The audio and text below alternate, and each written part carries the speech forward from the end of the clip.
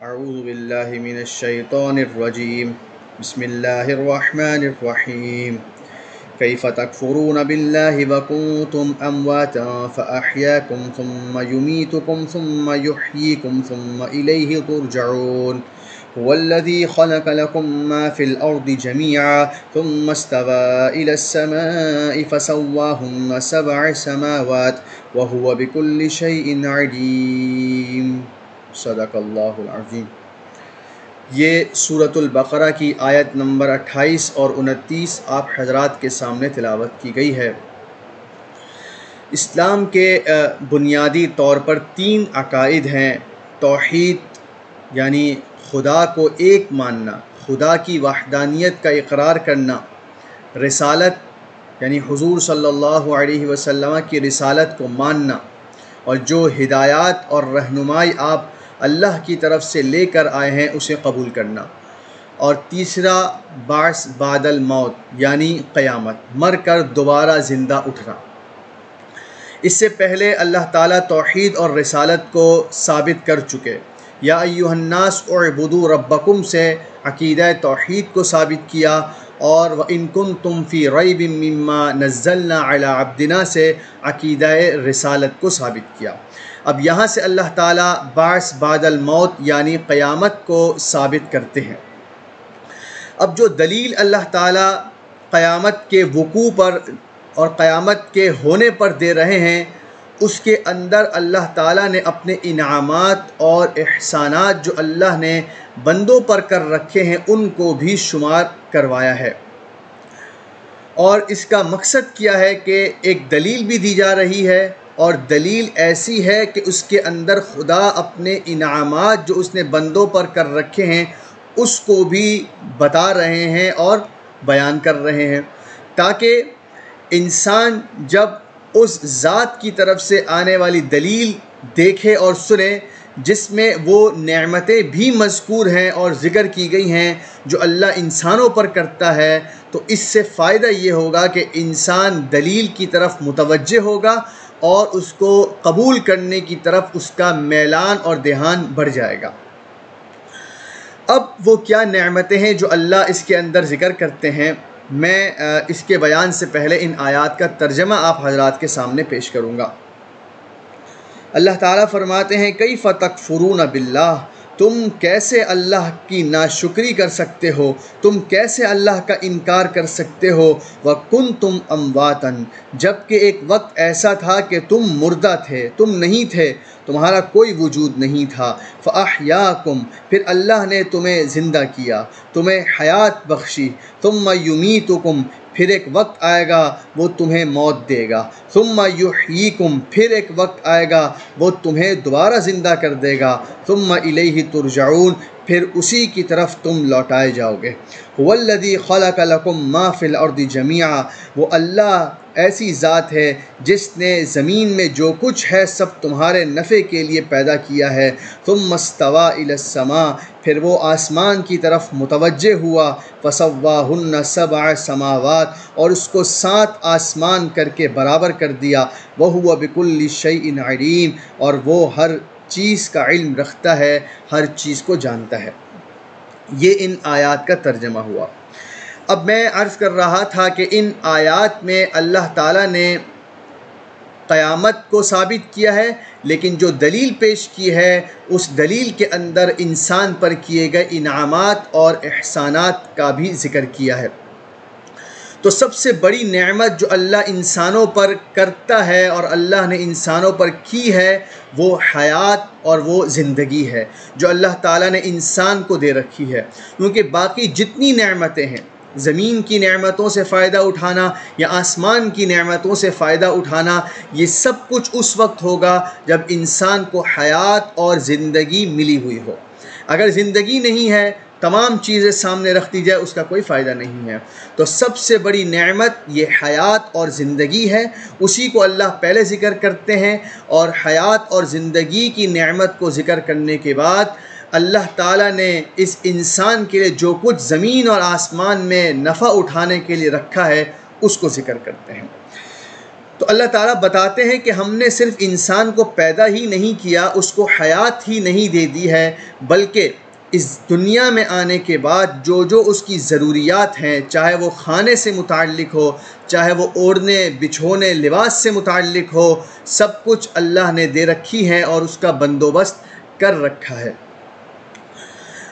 اور اللہ تعالیٰ اپنے بندوں کی ضروریات سے پوری طرح واقف ہے، تو زندگی بھی دی اور اس کی جو جو ضروریات ہیں، جو اس کو جس کی ضرورت اس کو اس دنیا میں پڑنے والی ہے، اللہ تعالیٰ نے اس کو بھی انسان کو دیا ہے۔ اب یہاں ایک اور نقطہ بھی سمجھ لینا چاہیے۔ اللہ تعالیٰ نے جب زمین کی نعمتوں کو ذکر کیا تو کہا کہ زمین میں جو کچھ ہے وہ تمہارے لیے پیدا کیا گیا ہے، تمہارے نفع کے لیے پیدا کیا گیا ہے۔ اس سے شرک اور مخلوق پرستی کی بھی نفی کر دی گئی کہ جو کچھ تمہیں نظر آ رہا ہے یہ تمہارے نفع کے لیے ہے، یہ تمہارے خادمین ہیں، یہ تمہارے تابع دار ہیں، تم ان سے نفع اٹھاؤ۔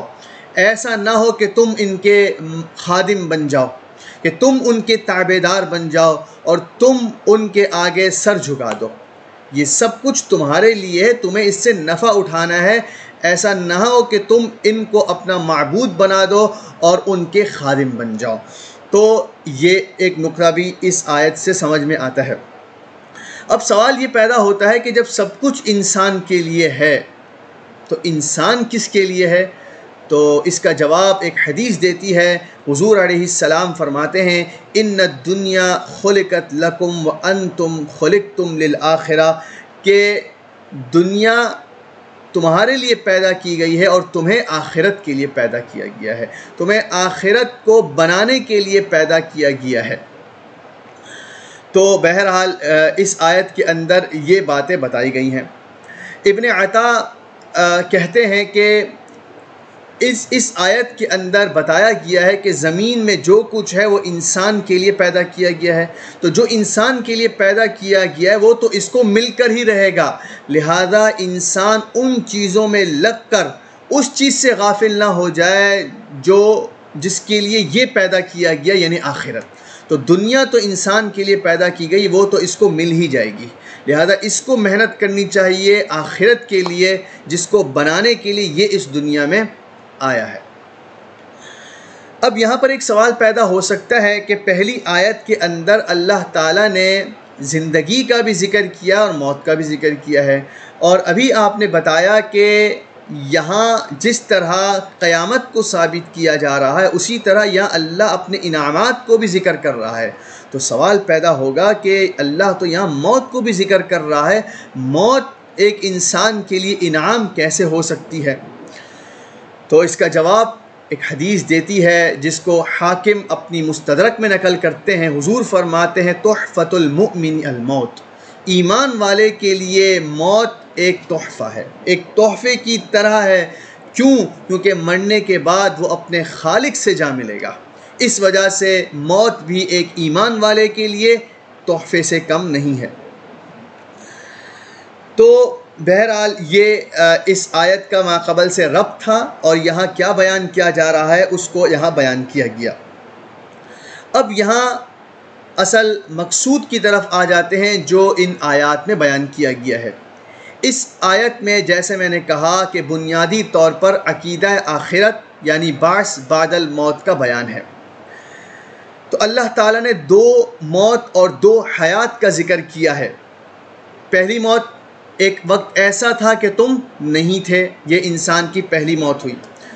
پھر اللہ نے تمہیں عدم سے وجود دیا اور تم اس دنیا میں آ گئے۔ پھر ایک وقت آئے گا وہ تمہیں موت دے دے گا، یہ دوسری موت، اور پھر ایک وقت آئے گا وہ تمہیں دوبارہ زندہ کر دے گا۔ تو یہ دو موتیں ہو گئی اور دو حیات کا تذکرہ ہو گیا۔ ان میں سے جو پہلی تین ہے کہ پہلے انسان نہیں تھا، پھر آ گیا، پھر نہیں ہوگا، اس میں کسی کو کوئی اختلاف نہیں ہے۔ اختلاف ہے آخر والے میں ثم یحییکم، کہ اللہ ایک مرتبہ پھر زندہ کرے گا۔ اس میں جو مخاطبین تھے ان کو اشکال تھا کہ یہ کیسے ہو سکتا ہے کہ ہمیں دوبارہ زندہ کیا جائے گا۔ تو یہاں پہ اللہ تعالیٰ اسی کو ثابت کرنا چاہتے ہیں کہ بالکل تمہیں دوبارہ زندہ کیا جائے گا۔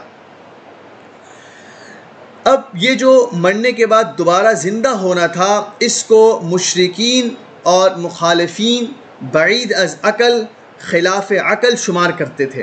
قرآن نے ان کے اس تعجب کو ذکر کیا ہے کہ وہ مر کر دوبارہ زندہ ہونے کو خلاف عقل اور عقل سے ایک دور کی چیز سمجھتے تھے۔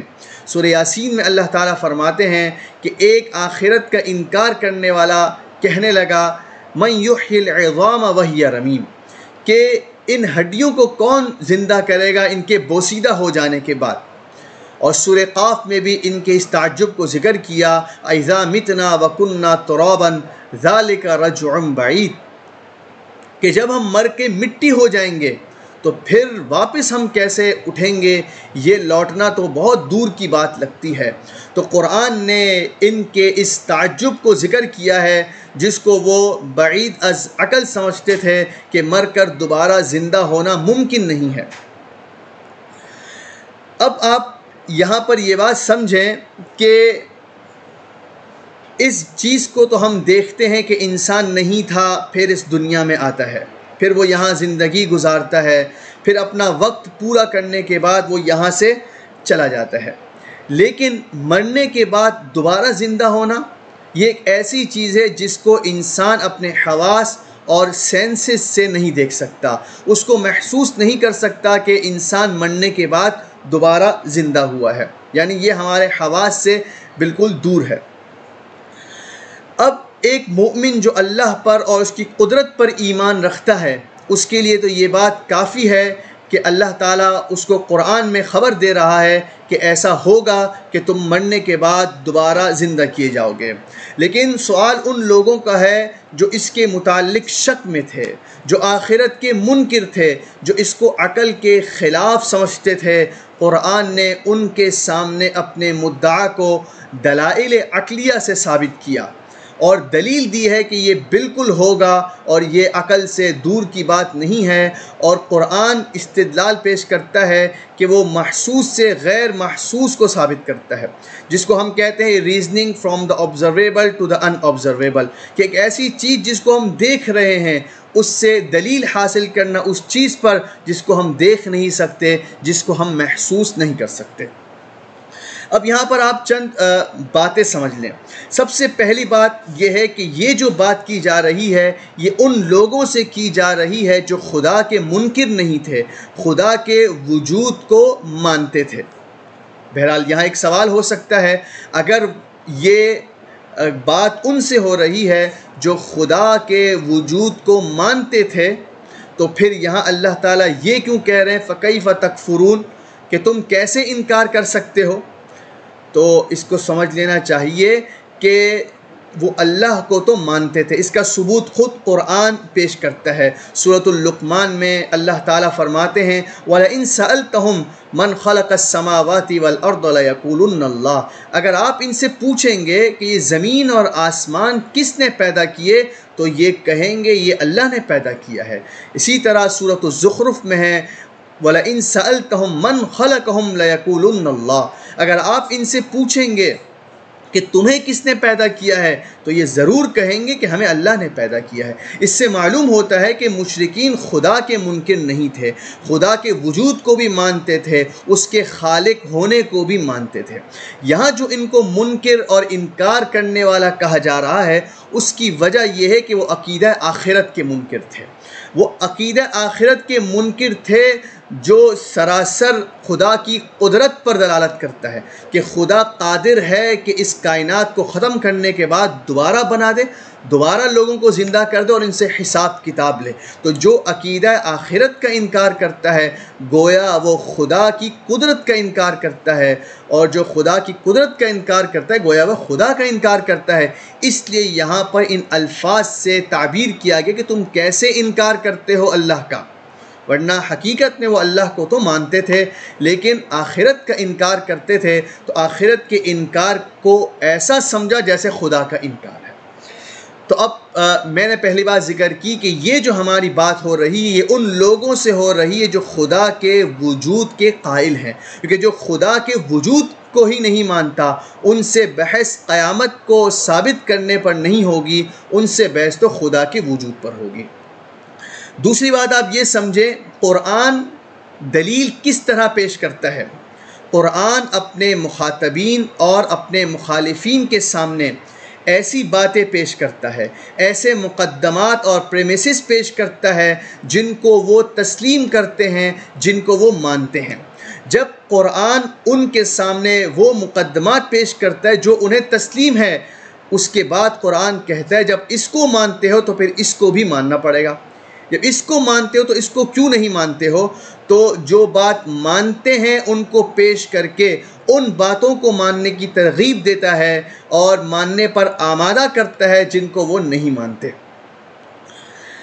تیسری بات آپ یہ سمجھیں کہ کسی بھی چیز کو، کسی بھی پروڈکٹ کو، کسی بھی مشین کو پہلی مرتبہ پیدا کرنا مشکل ہے بنسبت دوسری مرتبہ پیدا کرنے کے۔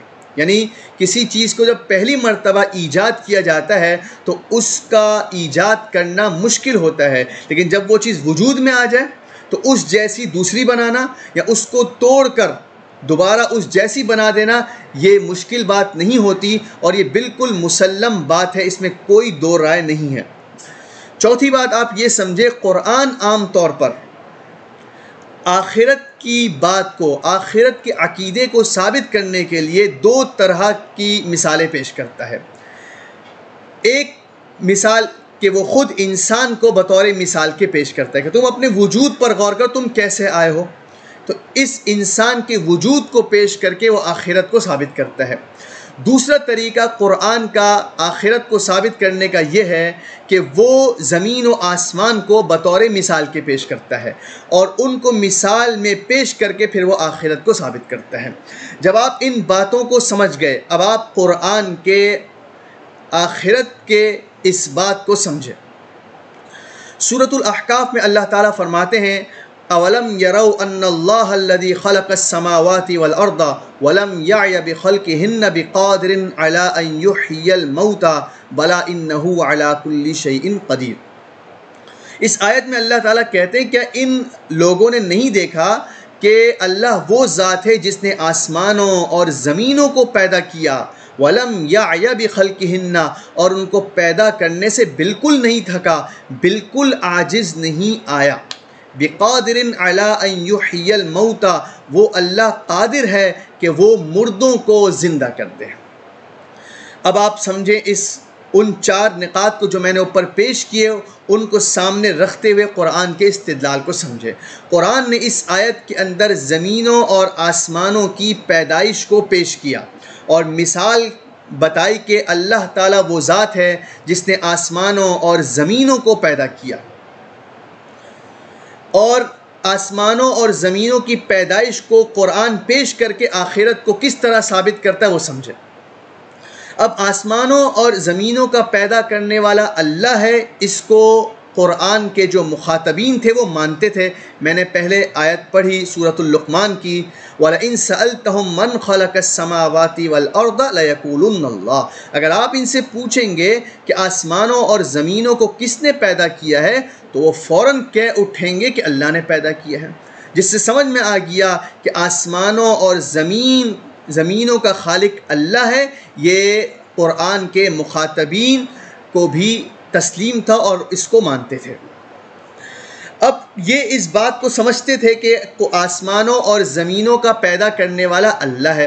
اس کے بعد اللہ کہتے ہیں کہ اتنے بڑے آسمانوں اور زمینوں کو پیدا کرنے سے خدا نہیں تھکا، خدا عاجز نہیں آیا، جبکہ خدا کے پاس کوئی نقشہ نہیں تھا، کوئی ڈیزائن نہیں تھا، کوئی نمونہ نہیں تھا۔ بغیر کسی نمونے کے اتنے بڑے آسمان اور اتنی بڑی زمین اللہ نے بنا دی۔ تو کیا وہ خدا جو اتنی بڑی چیزیں بنا سکتا ہے، کیا اتنے چھوٹے انسان کو دوبارہ پیدا کرنے سے عاجز آ جائے گا، جس کو پہلے وہ بنا چکا ہے، جس کو پہلے ایک مرتبہ پیدا کر چکا ہے؟ کیا اس کو دوبارہ پیدا کرنے سے، اس کو دوبارہ بنا دینے سے کیا خدا عاجز ہو جائے گا؟ یہ کتنی خلاف عقل بات ہے کہ تم اس بات کو مانتے ہو کہ اتنا بڑا آسمان اللہ نے بنایا ہے، اتنی بڑی زمین اللہ نے بنائی ہے اور خود انسان کو اللہ نے پیدا کیا ہے، تو کیا وہ اللہ جو ان کو ایک مرتبہ بغیر کسی نمونے کے پیدا کر سکتا ہے، ان کے دنیا میں آنے کے بعد ان کو دوبارہ پیدا کرنے پر قادر نہیں ہوگا؟ یہ کتنی خلاف عقل بات ہے۔ تو یہ قرآن کا استدلال ہے آخرت کے اوپر۔ اسی طرح قرآن ایک اور جگہ آخرت کو ثابت کرتا ہے اس طور پر کہ ایک آخرت کا منکر ابی بن خلف حضور علیہ السلام کے پاس آیا اور ہاتھ میں ہڈی لیے ہوئے تھا اور حضور سے کہا من یحیی العظام وہی رمیم، اس ہڈی کو دیکھیں، اس کو کون زندہ کرے گا جبکہ یہ بوسیدہ ہو گئی ہے؟ قرآن نے جواب دیا قل یحیی الذی انشأها اول مرہ، آپ جواب میں یہ کہیے کہ اس کو وہی ذات زندہ کرے گی جس نے پہلی مرتبہ زندہ کیا تھا۔ اب آپ یہاں استدلال کو سمجھیں کہ اللہ تعالیٰ بتاتے ہیں کہ جس نے پہلی مرتبہ انسان کو زندہ کیا تھا، جس کو تم مانتے ہو، جس کا ذکر میں نے پہلے کیا سورۃ الزخرف کی آیت پر کہ وَلَئِن سَأَلْتَهُم مَّنْ خَلَقَهُمْ لَيَقُولُنَّ اللَّهُ، اگر آپ ان سے پوچھیں گے کہ تمہیں کس نے پیدا کیا تو فوراً کہہ اٹھیں گے کہ ہمیں اللہ نے بنایا ہے۔ معلوم ہوا کہ اس بات کو یہ لوگ مانتے تھے کہ انسانوں کا خالق اللہ ہے۔ اب آپ استدلال کو سمجھیں، اللہ تعالیٰ کہہ رہے ہیں کہ وہ ذات جس نے پہلی مرتبہ ان کو پیدا کیا تھا وہی ذات ان کو دوبارہ پیدا کرے گی، اور اللہ تعالیٰ اس پر قادر ہے۔ اور یہاں پر جو لفظ استعمال کیا گیا وہ انشاء کا لفظ ہے، انشأہا۔ انشاء کا مطلب ہوتا ہے کہ ایسی چیز کو وجود دینا جس کا کوئی سیمپل نمونہ آپ کے پاس موجود نہیں ہے۔ تو اللہ کہہ رہے ہیں کہ جب ہم نے انسان کو بغیر سابق نمونے کے پیدا کر دیا تو اب جب انسان اس دنیا میں آ گیا ہے اور مر گیا ہے تو اب اس کو دوبارہ زندہ کر دینا، اب اس میں دوبارہ روح ڈال کے اس کو اٹھا دینا خدا کے لیے کوئی مشکل بات نہیں ہے۔ اسی طرح قرآن کا ایک استدلال آخرت پر اس طرح ہوتا ہے کہ قرآن مردہ زمین کو مثال میں پیش کرتا ہے۔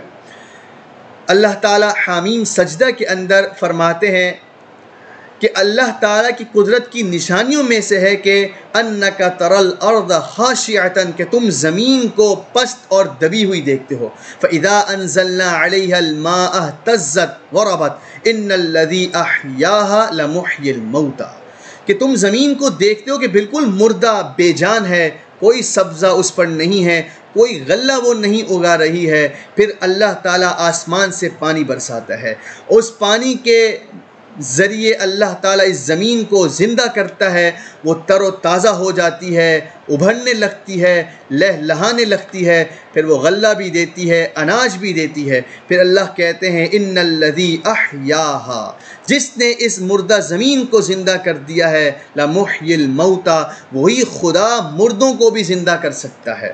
جس خدا نے اپنی قدرت سے اس مردہ زمین کو اٹھا دیا وہی خدا اپنی قدرت سے مردوں کو زندہ کرنے پر قادر ہے۔ تو یہاں اللہ تعالیٰ نے ایک مردہ زمین کی مثال پیش کی، اور مردہ زمین کو کون زندہ کرتا ہے اس کو قرآن کے مخاطبین تسلیم کرتے تھے۔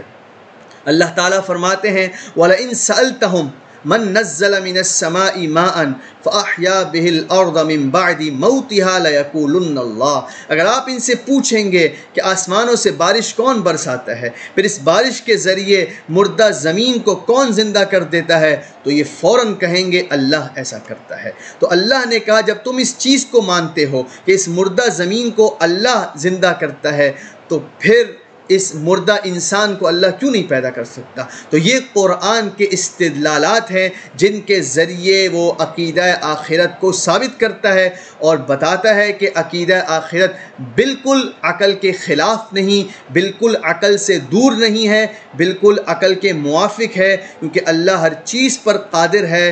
اس نے اتنی بڑی کائنات بنا دی، وہ انسان کو دوبارہ پیدا کرنے سے بالکل عاجز نہیں ہے۔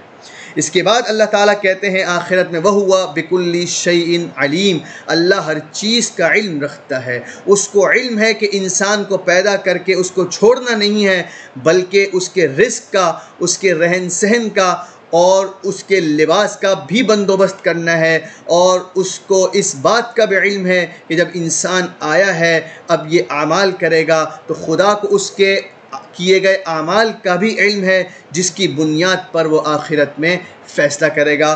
تو یہ ان آیات کی کچھ مختصر سی تفسیر تھی جو میں نے آپ کے سامنے پیش کرنے کی کوشش کی۔ جو کچھ کہا گیا اللہ تعالیٰ اسے صحیح طور پر سمجھنے کی توفیق نصیب فرمائے۔ وآخر دعوانا ان الحمد للہ رب العالمین۔